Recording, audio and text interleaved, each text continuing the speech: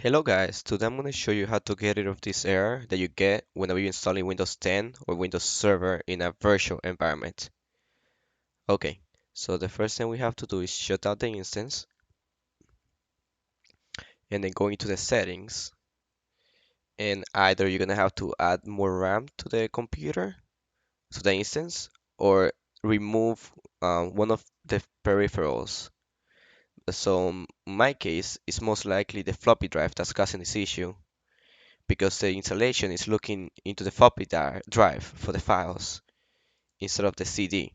So we just gotta disconnect the floppy drive, um, and then power it back on and check if it works. Sometimes that also happens if your computer doesn't have enough RAM. If the instance, let's say, is using 2 gigs of RAM and it only has 2 gigs assigned, it won't be able to function properly. So that might happen. All right, so now when we're going to install Windows, so Windows Server, it should work.